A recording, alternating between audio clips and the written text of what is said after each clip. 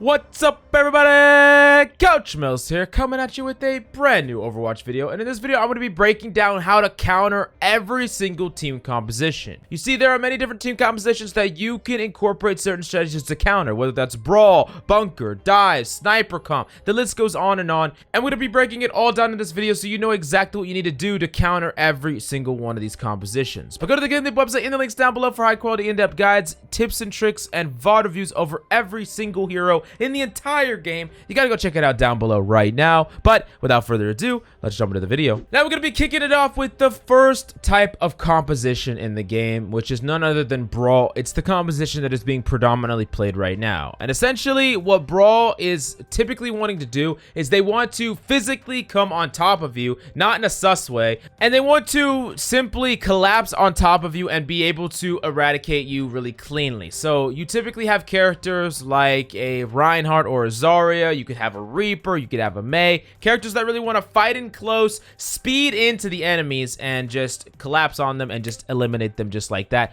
as an entire team. Now, typically, Brawl comps will have a Lucio because they want to be able to speed in and out and overlap the enemy so the enemy tries to run away and they can just collapse on top of them. Now, that being said, there's a lot of different ways to counter Brawl. Even if you're not a Brawl yourself, you just have to play smarter and you can't fight them in what they're good in. A lot of times, people will fight on the point no matter what. A Brawl will come into them and they're playing Bunker, like with Orisa, and they have snipers or whatever, and they want to just fight on point. They don't want to give up a tick, so they fight, and guess what? The two tanks that are there when their snipers cross-angling, the two tanks are there, they're just going to get eliminated. They're just going to die instantly because you have like 3, 4, 5 people speeding right on top of you. So the first thing that you could do is get the f away. I want you to repeat that for me, okay? Get fuck away. And seriously, if you are getting sped upon by Lucio, by a team, back up, give as much space as possible, and if you can, speed out. Make them waste all these resources while you're constantly putting pressure into them. So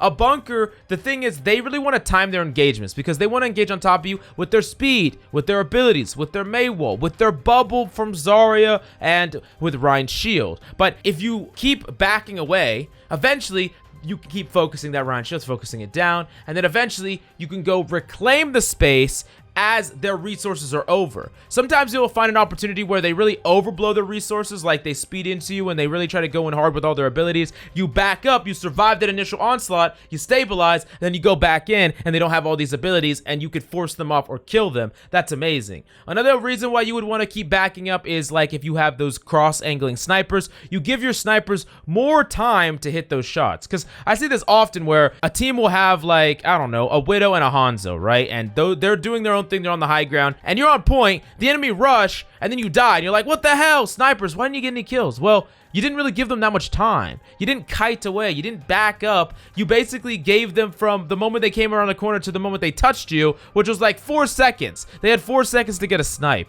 You really want to make sure that you give your team more time to find that value and impact, and then you can retake that space after the fact. It's okay if you give up a tick. It's not a really big deal. It's way better to do that than to get wiped by a Brawl. Now, the next type of composition that we got to talk about is Bunker. Typically, Bunker will be like double shield. It will be like Bastion Bunker, which is on a cart, or it's just multiple tanks just holding their position while they have like a large amount of spam, like Hanzo or Junkrat or whatever. Now, Bunkers can be really annoying because they're shield busters, right? They're also known as a shield buster composition, and if you stay in their LOS for too long, you're gonna freaking just get all your shields destroyed. Now, if you're a Brawl composition, you want to make sure that you engage upon a Bunker right at the perfect moment. So a lot of it's going to be set up. You want to be routing around natural cover to where you're not peeking that Bunker because you want maxed out abilities. You want your bubbles, you want your shield health to be maxed, because the time between you leaving natural cover and you engaging on that Bunker and speeding onto them, that needs to be very minimum, because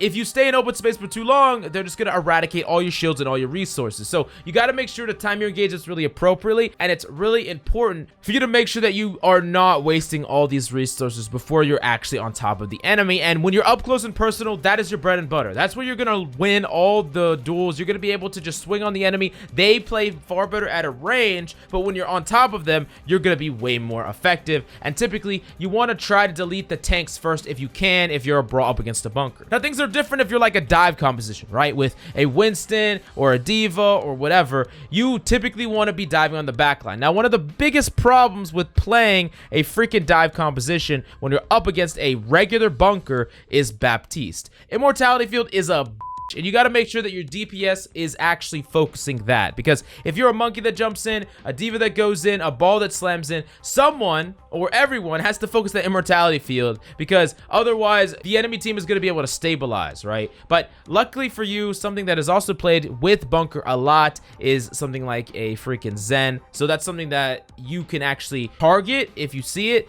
But if the enemy is playing like an unoptimal bunker composition, you could even play the mirror up against them and beat them in that regard, or you could go to something like Brawl instead. But it's just something to keep in mind. Now, the next composition we got to talk about is dive. Now, I typically think there's two different types of dive. There's direct dive, which is typically by a Winston or a Diva going directly on, like in a straight pattern dive, or timing-based dive, which is typically engaged by a Wrecking Ball who tries to slam, and then the other dive characters will try to coordinate with that slam at the appropriate time. So they're kind of setting up in position or getting in setup positions, and they're executing at the exact same time. Now, you got to think about these compositions a little bit differently, because some of them are a little bit easier to counter. So the direct type is interesting because when the Winston actually comes in, if you can somehow displace that Winston, the entire dive fails. So you can do this a lot in ways that can't be DM'd. So a great example of this would be like flailing him as Brig, or you could even boop him as Diva. You can boop him 180 back. There's a lot of different ways to mess up that initial engage, and if that's messed up, if the bubble's not there and the space isn't created,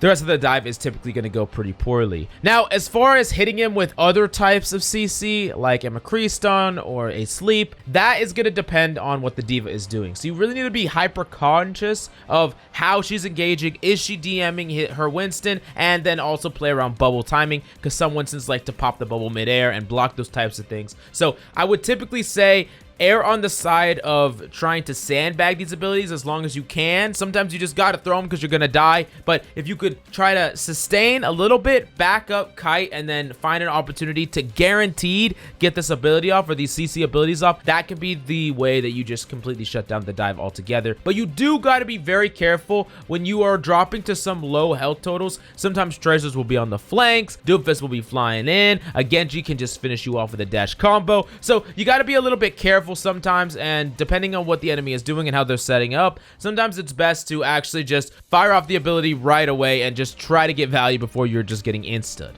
Now, that being said, the best thing that you could be doing against both types of dive is positioning. You need to be changing how you're positioning up against these. You want to be putting in as much damage as possible into these characters before they set up on a dive. A great example of this would be if like you're a McCree in a Rhine composition. You don't want to be in a scenario where you don't see the enemy team at all, and then they're on top of you. You want to be constantly moving around, rotating around the high ground, putting in as much damage as possible, making them waste some of their resources, trying to find a pick on these divers and these supports that are rotating around, because you got to understand that just because the dive composition is able to jump on you doesn't mean the supports can always go with them and position in the exact same way. So that's something that you should take note of. There could be an opportunity for you to get a pick and mess up the dive before it even gets executed, and that could be the best thing that you could possibly do.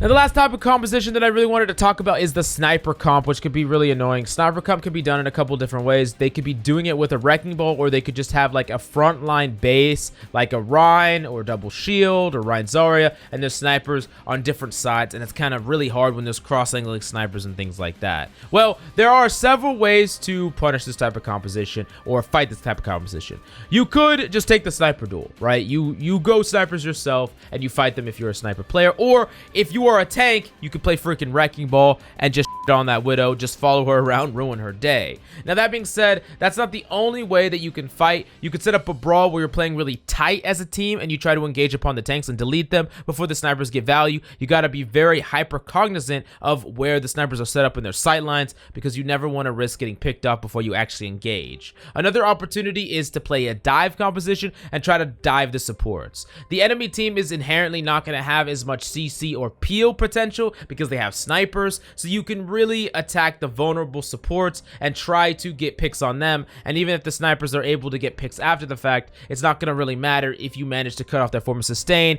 kill the supports, then kill the tanks, and then the DPS will be basically useless after the fact. Now, I know a lot of this stuff is team-centric, but there are many things I talked about that you could be doing from an individualistic point of view, so don't think that everything is completely out of your control, and there's always things that you can be doing to counter certain compositions that are really giving you and your team some trouble, and there's always counter picks that you could swap to if you absolutely need to. But go to the GameLeap website in the links down below for high-quality, in-depth advanced guides, file reviews, tips, and tricks. We got so much damn content on the GameLeap website. You gotta go check it out right now down below. But thanks so much for coming by. Hope you enjoyed the video. I love your faces, and I'll see you next time.